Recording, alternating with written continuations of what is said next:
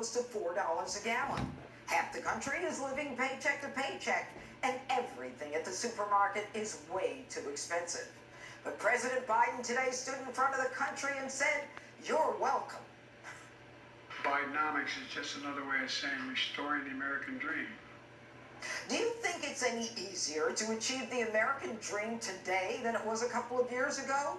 Of course not, because the Inflation Reduction Act was never supposed to reduce inflation. It was a Trojan horse for the climate change crowd. The only people it helped are Biden's donors who work in green energy. You see, it was all a lie. What do you do when you get caught in a lie? You lie more. No one making less than $400,000 a year will pay a single penny more in federal taxes.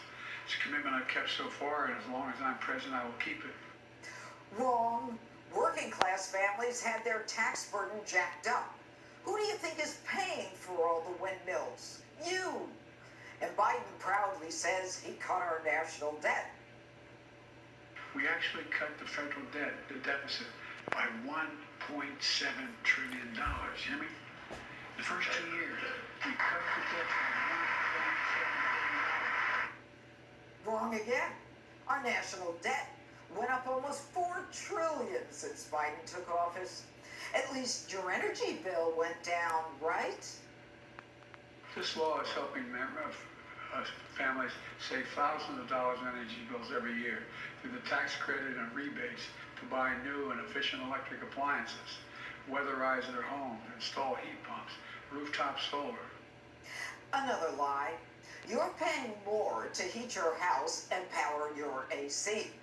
Now, unless you want to spend 30 grand sticking solar panels on your roof, this bill doesn't help you at all. But Joe Biden thinks he's the most successful president in American history. Name me a single objective we've ever set out to accomplish that we failed on. Name me one. Okay, Joe, you failed on reducing inflation, lowering gas prices, securing the border, and withdrawing from Afghanistan, to name just a few.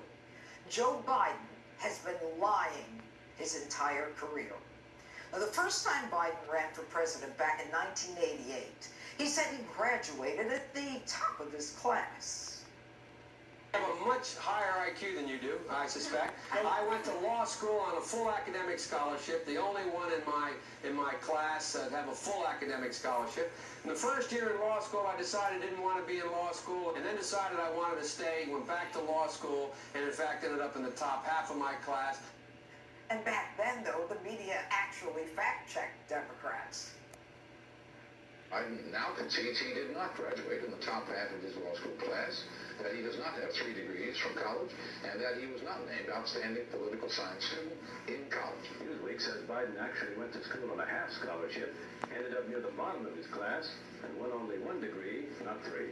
Joe Biden ranked 76th in a class of 85 at the University of Syracuse Law School.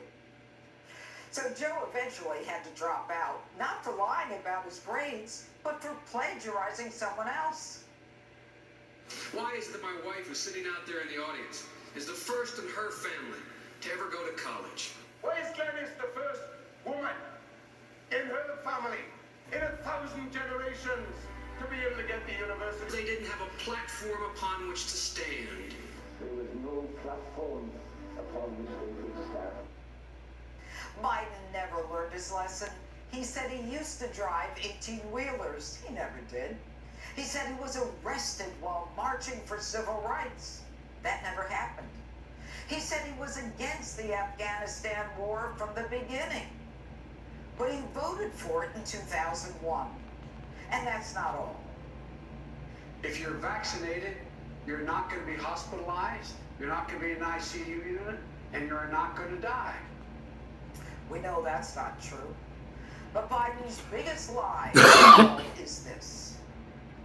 I did not know he was on the board of that company. I've never discussed my business or their business, my sons or daughters. I never discussed a single thing with my son about anything having to do with Ukraine. I've never spoken to my son about his overseas business. I have never discussed with my son or my brother or anyone else anything having to do with their businesses, period.